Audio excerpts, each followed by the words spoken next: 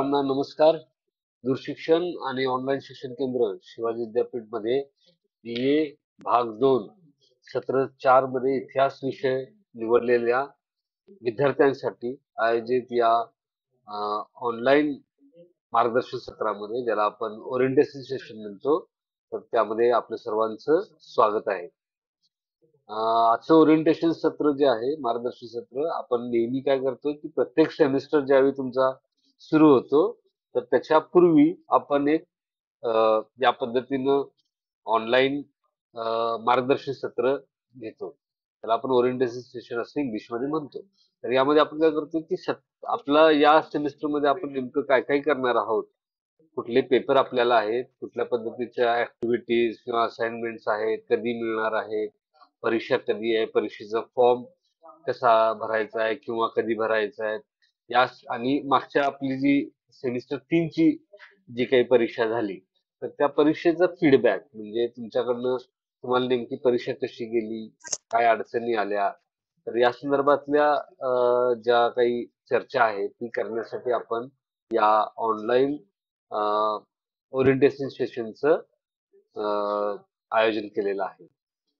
तर आपण त्या पद्धतीनं एक एक बाबीवर चर्चा करत जाऊया. तुम्हाला सगळ्यांना स्क्रीन शेअरिंग केलेलं दिसतंय? स्क्रीन शेअर केलेलं आहे ते दिसतं सगळ्यांना? हो सर, दिसतंय.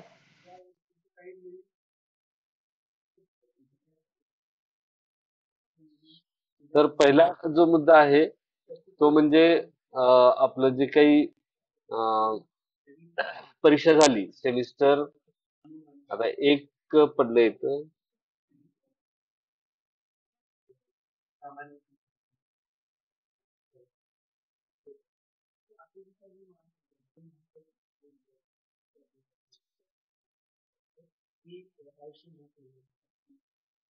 सेमिस्टर 3 ची जी काही आपली एक्झाम झाली, तर त्या सेमिस्टर 3 च्या एक्झामच्या संदर्भातली आपण पहिल्यांदा चर्चा करणार आहोत.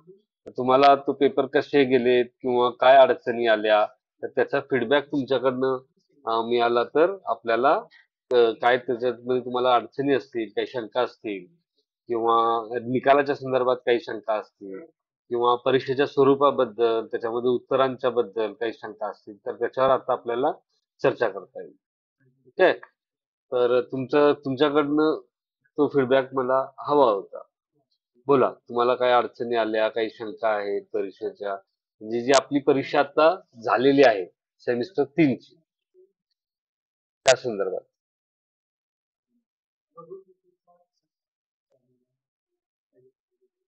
बोला, मेसेज मध्ये काही टाकलं तरी चालते, मेसेज लिहिलं तरी चालतो किंवा माईक अनम्यूट करा आणि बोला. सर, माझं नाव नववर्षा चौबळ आहे. मी सेम 3 ला शहाजी कॉलेजला होते. बट ऍक्च्युली आम्हाला ना टाइम खूप कमी दिला गेला असं माझं म्हणणं आहे. कारण प्रश्न येत होते आणि प्रश्न खूप म्हणजे लेंदी प्रश्न होते, बट आम्हाला लिहायलाच वेळ नाही मिळाला. बर, तुमचा 40 मार्काचा पेपर होता? हो, 40 मार्काचा पेपर होता. 1.5 तास दिला असेल ना? आधी सेमिस्टर 1 ला आणि 2 ला आम्हाला बरोबर टाइम मिळाला होता. हा, आता किती, 1.5 तास दिला होता? हो, 1.5 तास दिला होता. बेसिकली ते 80 मार्कासाठी 3 तास देतात आणि हा हा 40 मार्कासाठी 2 तास देतात. हे 2.5 तास देतात, दीड ओके. हाफ टाइम अशा अर्थानं. तर त्यामुळं ते हे आलं असणार. पण मुद्दा कसा आहे की तुम्ही लिहायला वेळ कमी पडला म्हणजे साधारण किती पेजेस तुम्ही लिहित होता? असं काही तुम्ही गणित केलं होतं की ज्याच्यामुळे तुम्हाला जास्त लिहावं लागलं?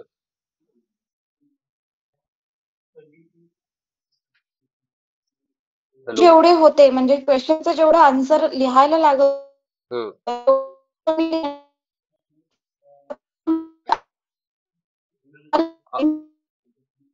क्वेश्चनच्या टाइम नाही मिळाला असं. तुमचा आवाज मध्ये थोडा कट झाला, परत एकदा सांगताय?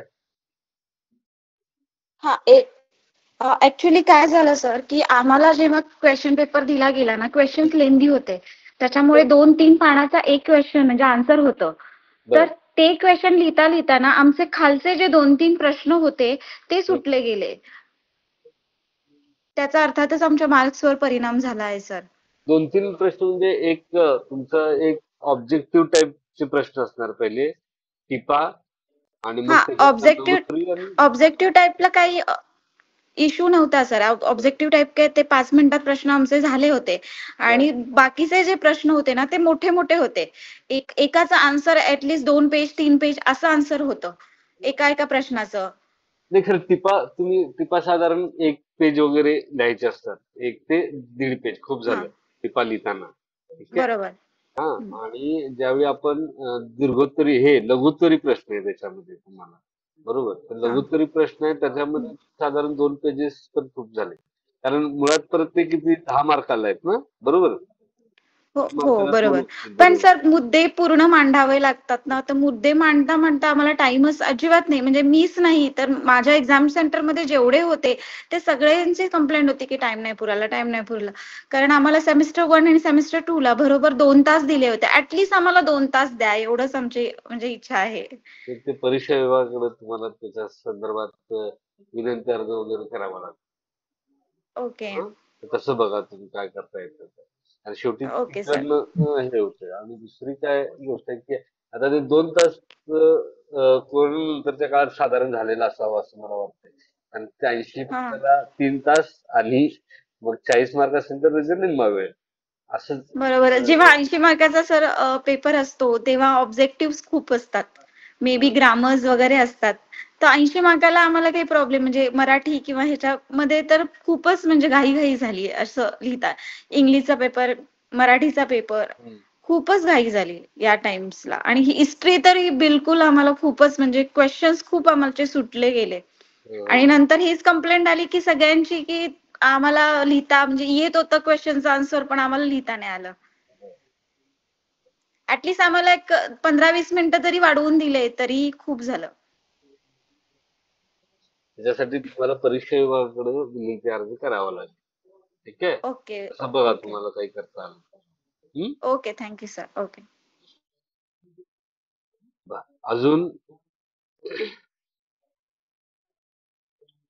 अजून कुणाला काही सांगायचंय? मी फक्त याच्यात आता जर समजा त्याच्यात काही बदल झाला नाही वेळेच्या संदर्भात, फक्त तरी तुम्हाला काय करता येईल त्या संदर्भात सांगतो, की आपण आपल्या डोक्यात एक गोष्ट असते, की आपण जे पुस्तकात जी मुद्दे आहेत, ते सगळेच्या सगळे मुद्दे उत्तरात लिहिण्याचा प्रयत्न करतोय.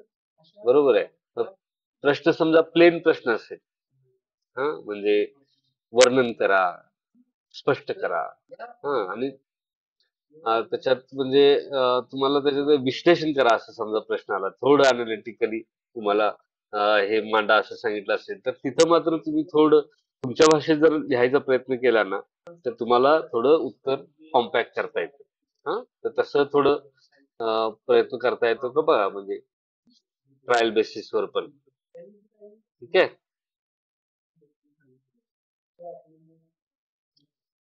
चला. अजून कुणाला काही शंका आहे? काही अडचणी आहेत? काही सांगायचं आहे परीक्षेच्या संदर्भात?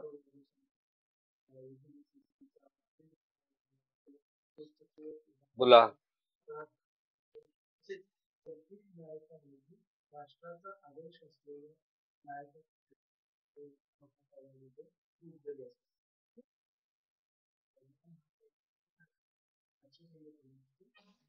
बोला आणि कुणाला काही अडचणी आहेत का?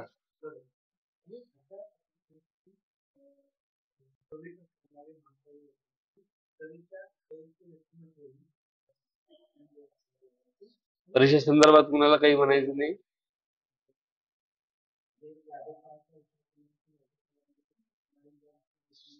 ठीक आहे.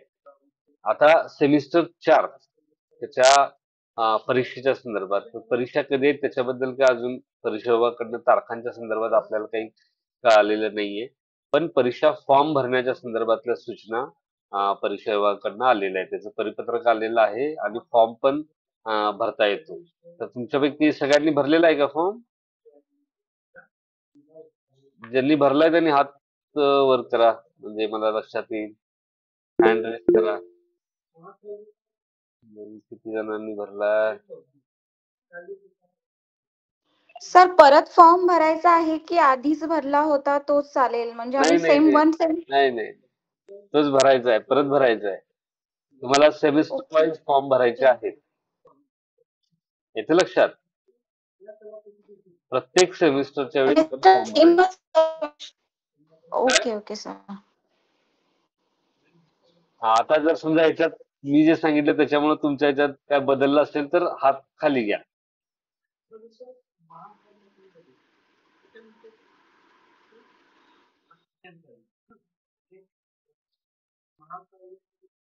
अरे बापरे.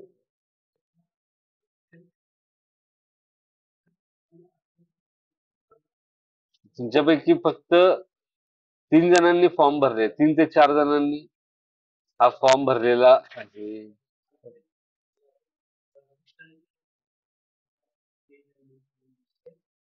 सहा जण सर.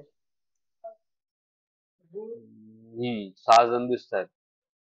ठीक आहे, म्हणजे या 6 जणांनी आता ज्यावेळी फॉर्म सुटलेत अशी आलेल्या आहेत अशी सूचना तुम्हाला आल्यानंतर फॉर्म भरलेला आहे, बरोबर?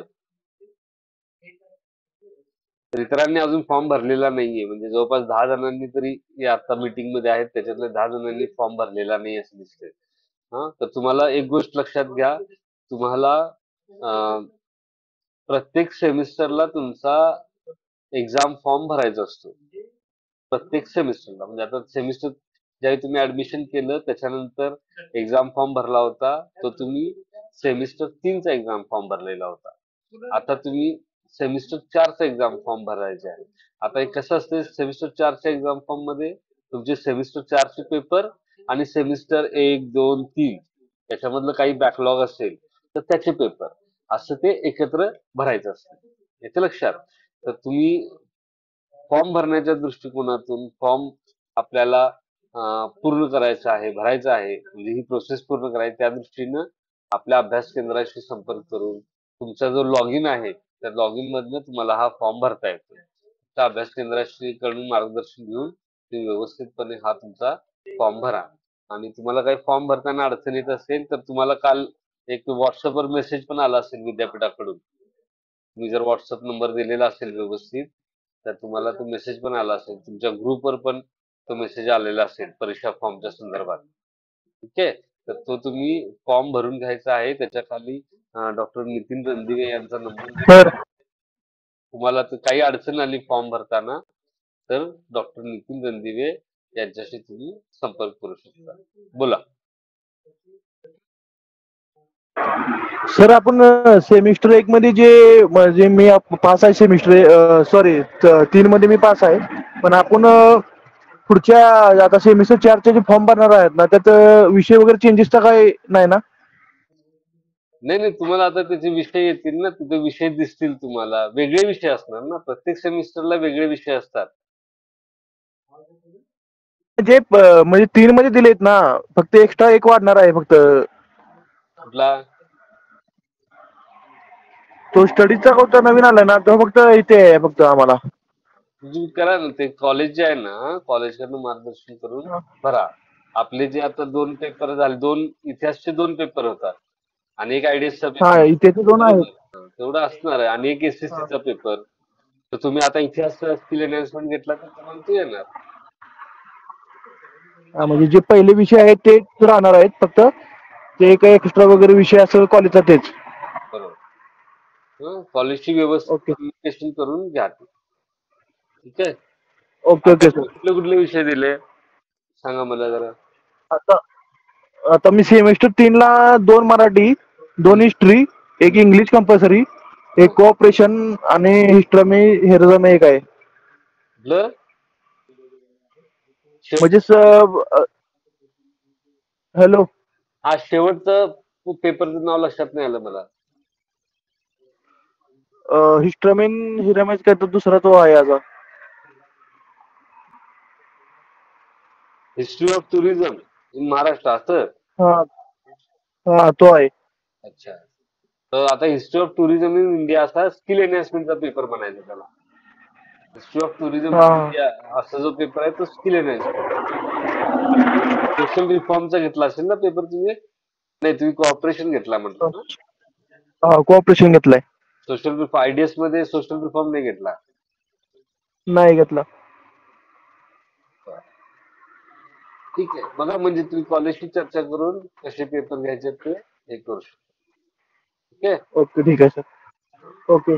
तर सगळ्यांनी फॉर्म भरून घ्या, कारण त्याच्यानंतर दंड चालू होतो, तुम्हाला दंड भरावा लागेल. परीक्षा लेट फी भरावी लागेल. त्यामुळं लवकरात लवकर तुम्ही कॉलेजशी संपर्क करून फॉर्म भरून घ्या, कारण आता नंतर परत बघा सुट्टी 2 दिवस असणार आहे. शनिवार रविवार असते ना. शनिवार तर कॉलेज चालू असेल, पण रविवारची परत सुट्टी येईल.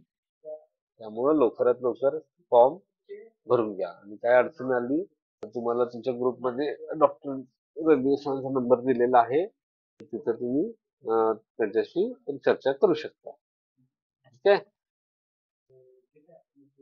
चला अजून कुणाला काही अडचण आहे?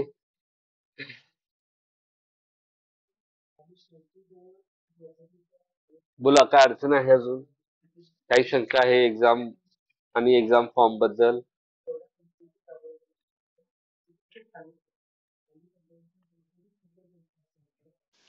सर ऍक्च्युली ना मी एक्झाम फॉर्म म्हणजे स्टुडंट पोर्टल ओपन केलं होतं, त्याच्यानंतर मी माझी फीस पण भरली आहे 415 रुपये. कधी?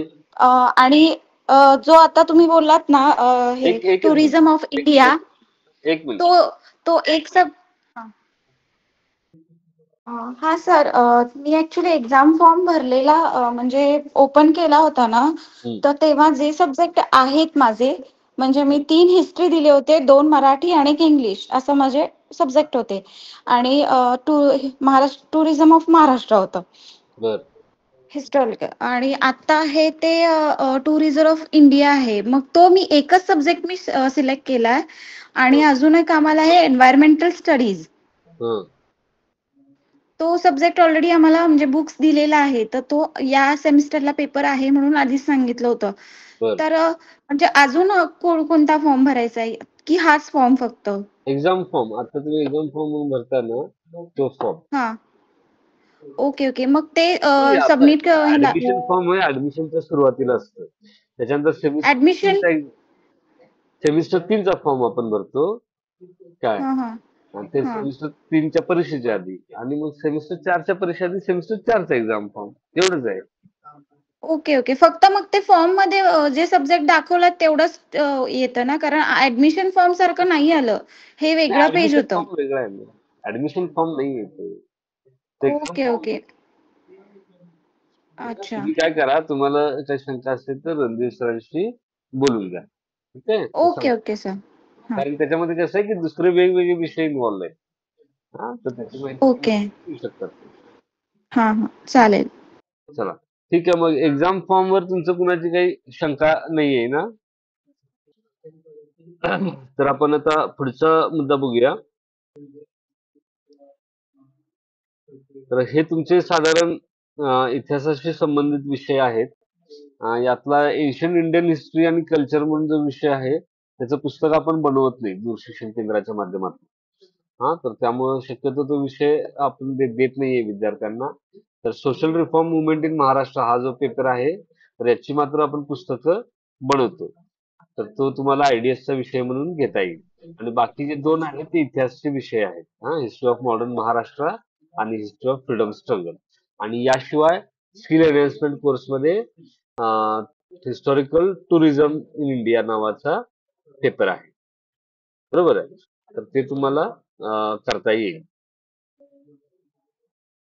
तर हे पेपर आहेत आपल्याला. आपण साधारण त्याचा सिलेबसचा एक आढावा घेऊया थोडक्यात. सिलेबस दिसतोय तुम्हाला? अक्षर खूप बारीक आहेत. झूम करून बघितल्यावर दिसतोय. दिसतंय ना? हा, ठीक आहे. आता काही आपण त्याच्यावर काही चर्चा करणार नाहीये. बेसिकली काय आहे की तुम्ही याच्या आधी मेकिंग आधीचा काय पेपर होता तुमचा, महाराष्ट्राची जडणघडण असेल ना? काय होय. होतं आधुनिक महाराष्ट्र? होय. काय नाव होतं? हिस्ट्री ऑफ आधुनिक महाराष्ट्र. हिस्ट्री ऑफ आधुनिक Maharashtra, history of modern Maharashtra, आधुनिक महाराष्ट्राचा इतिहास. ठीक आहे, तो 1960 पर्यंत असेल. ठीक आहे. आता याचा पुढचा म्हणजे महाराष्ट्र राज्याची स्थापना झाल्यानंतरचा आपल्याला इतिहास याच्यामध्ये बघायचा आहे. त्याच्यामध्ये मग त्यातले नेतृत्व कोण कोण होते, त्याच्यानंतर त्यातले काही मुख्य मुद्दे काय होते, महत्वाच्या घटना काय होत्या, त्याबरोबर या महाराष्ट्रात या काळामध्ये कुठल्या सामाजिक चळवळी झाल्या, आणि शैक्षणिक विकास कसा झाला महाराष्ट्रामध्ये.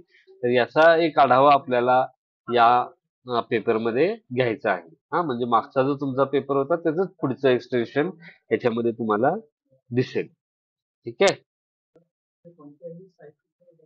त्यानंतरचा पेपर आहे तो आहे history of freedom struggle.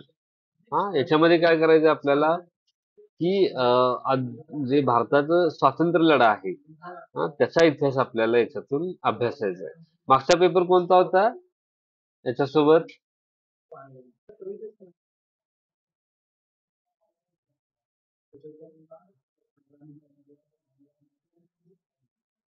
Paper number 4 काय होता मागच्या वेळी तुम्हाला?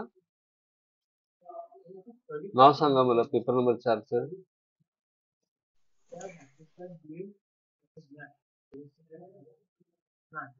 बोला, पेपर नंबर 4 कुठला होता?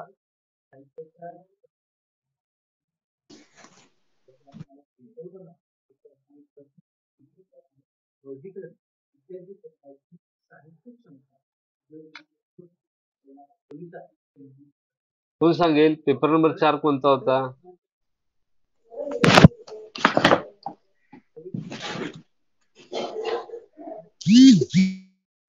हम्म?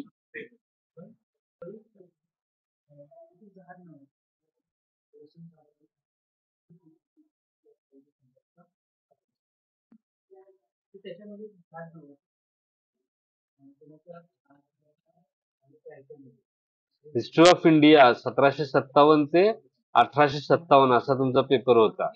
हा पेपर म्हणजे तुम्हाला प्लासीच्या लढाईपासून ते 1857च्या उठावाच्या पूर्वीपर्यंत असं ब्रिटिश सत्तेचा जो विस्तार आहे त्याच्यावरचा तो पेपर होता. ठीक आहे. तर आता काय करणार आहे तुम्ही? आता जो पेपर आहे तो 1858 पासून ते 1947 पर्यंतचा इतिहास आहे. ज्याच्यामध्ये 1857चा उठाव, त्याच्यानंतर उठावानंतरची जी सगळी परिस्थिती आहे ज्याच्यामध्ये राष्ट्रवादाचा उदय आहे, महात्मा गांधींचा काळ आहे, त्याच्यानंतर हे जे राष्ट्रीय सभेची चळवळ होती, तर त्या चळवळीच्या व्यतिरिक्त काही चळवळी होत्या. म्हणजे त्याच्यामध्ये क्रांतिकारी चळवळ होती, डाव्या विचारांची चळवळ होती. त्यासोबत सुभाषचंद्र बोस यांचं इंडियन नॅशनल आर्मी जी होती INA, तर त्यांची आझाद हिंद फौज आपण त्याला म्हणतो मराठी, त्यांचं चळवळ होती. तर त्याची एक माहिती आपल्याला याच्यातून घ्यायची आहे. आणि शेवटचा जो पॉइंट आहे त्याच्यामध्ये कम्युनलिझम आणि पार्टिशन म्हणजे जमातवाद आणि फाळणी, भारताची फाळणी. तर याचा आपल्याला अभ्यास याच्यातून करायचा आहे. ठीक आहे. तर असा हा तुमचा पेपर नंबर 6 आहे, हिस्ट्री ऑफ फ्रीडम स्ट्रगल म्हणजे स्वातंत्र्य लढ्याचा इतिहास.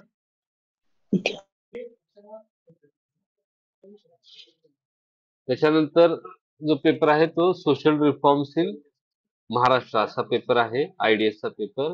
त्याच्यामध्ये तुम्हाला महाराष्ट्रामध्ये सामाजिक चळवळी सुधारणा जी आहे, सामाजिक सुधारणा जे चालू झाली 19व्या शतकामध्ये, तर त्याची माहिती घ्यायची आहे. पहिल्यांदा त्यात 19व्या शतकाची बॅकग्राऊंड आणि प्रार्थना, परमहंस मंडळी आणि प्रार्थना समाज याची माहिती तुम्हाला घ्यायची. त्यानंतर दुसरा जो युनिट आहे त्याच्यामध्ये वुमेन्स रिफॉर्मर्स म्हणजे स्त्रियांच्या संदर्भातल्या ज्या सुधारणा आहे, स्त्री सुधारणा चळवळी आहे, स्त्रियांची जी स्थिती होती त्याच्यात बदल घडावा म्हणून ज्या चळवळी झाल्या, तर त्याच्यातल्या काही जे नेतृत्व आहे, जे समाज सुधारक होते, तर त्यांची माहिती आपल्याला याच्यातून घ्यायची आहे. आणि दुसऱ्याच्यात सोशल रिफॉर्मर्स म्हणजे समाज सुधारक जे आहेत, तर त्यांची माहिती आपल्याला तिसऱ्या घटकातून घ्यायची आहे. आणि त्याच्यानंतर जे शैक्षणिक सुधारणा ज्या झाल्या त्याच्यातले जे नेतृत्व आहे, नेते जे आहेत, सुधारक जे आहेत, त्यांची एक माहिती आपल्याला या शेवटच्या युनिटमध्ये घ्यायची आहे. तर असे हे 4 युनिट आहेत, ज्याच्यामध्ये परत तुम्हाला महाराष्ट्रातल्या सामाजिक सुधारणा ज्या आहेत त्याच्याबद्दलचा इतिहास सुद्धा जाणून घ्यायचा. त्यानंतर अजून जो तुम्हाला मी जसं म्हणलो स्किल एनहान्समेंट कोर्स म्हणून जो पेपर आहे त्यात हिस्टॉरिकल टुरिझम नावाचा पेपर आहे त्याच्यामध्ये. तर हिस्टॉरिकल टुरिझम इन इंडिया नावाचा हा पेपर आहे जो 4थ्या सेमिस्टरला आहे. त्याच्यामध्ये तुम्हाला विजापुरा हम्पी सर्किट हा पहिला युनिट आहे. म्हणजे विजापूर ज्याला आपण म्हणतो कर्नाटकमध्ये, आणि हम्पी जे विजयनगरची राजधानी होती. विजापुरा आदिलशाहीची राजधानी होती. हा, तर त्या यांच्या या परिसरातलं जे काही ऐतिहासिक स्थळं आहेत तर त्यांची माहिती आपल्याला याच्यातून घ्यायची आहे. आणि दुसरा युनिट आहे याच्यातलं दिल्ली आग्रा फतेपूर सिक्री सर्किट. म्हणजे दिल्ली त्याच्यापासून पश्चिम पूर्वेला असलेलं आग्रा, आग्र्यापासून जवळचं फतेपूर सिक्री. तर या परिसरामधल्या ऐतिहासिक स्थळांचा आणि त्या अनुषंगानं तिथली जी ऐतिहासिक वारसा स्थळे आहेत तर त्यांचा तुम्हाला अभ्यास करायचा आहे. असं हा या पेपरचं स्वरूप आहे. चला आता कुणाला आणि काही शंका आहेत का याबद्दल?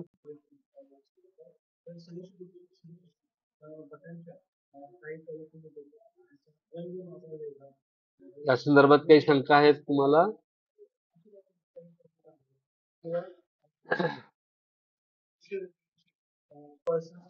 काही शंका असतील तर विचारा, नसेल तर मग आपण पुढच्या याच्याकडे जाऊया.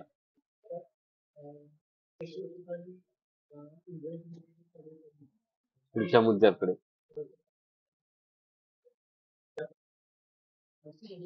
पुढचा इश्यू आहे तर मी तुम्हाला शंका नाही असं गृहीत धरतो आणि पुढच्या मुद्द्याकडे वळतो. चालेल ना?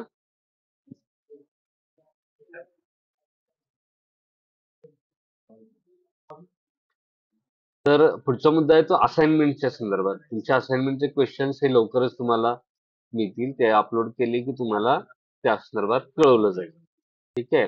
दुसरं कॉन्टॅक्ट सेशन. तुमचं कॉन्टॅक्ट सेशन जे आहे ते त्याचं टाइम टेबल मी हे तयार केलेलं आहे, पुढे पाठवलेलं आहे. तुम्हाला साधारण तारीख सांगतो मी कॉन्टॅक्ट सेशनची. 27 मार्च पासून हे कॉन्टॅक्ट सेशन तुमचं सुरू होईल. 27 मार्च पासून तुमचं कॉन्टॅक्ट सेशन चालू होईल. 27, 28, 29 आणि 1 एप्रिल असं सकाळी 11:30 पासून 1:30 पर्यंत हे कॉन्टॅक्ट सेशन होणार आहे. या प्रत्येक पेपरच्या संदर्भातली माहिती आपण या कॉन्टॅक्ट सेशनच्या माध्यमातून घेऊया.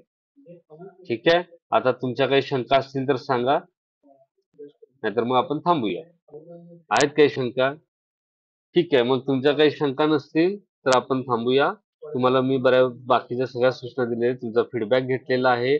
असाइनमेंट संदर्भातल्या सूचना दिल्यात, एक्झाम फॉर्म बद्दलच्या सूचना दिल्यात, कॉन्टॅक्ट सेशन बद्दलच्या सूचना दिल्यात आणि आपलं करिक्युलम काय आहे त्याच्याबद्दल तुम्हाला माहिती दिलेली आहे. ठीक आहे. तर तुम्ही सर्वजण मग संपर्क सत्राला 27 मार्च पासून जॉईन व्हाल अशी मी आशा बाळगतो. आणि तुम्ही सर्वजण या मार्गदर्शन सत्राला उपस्थित राहिलात त्याबद्दल तुमचे सर्वांचे आभार. धन्यवाद. Thank you sir.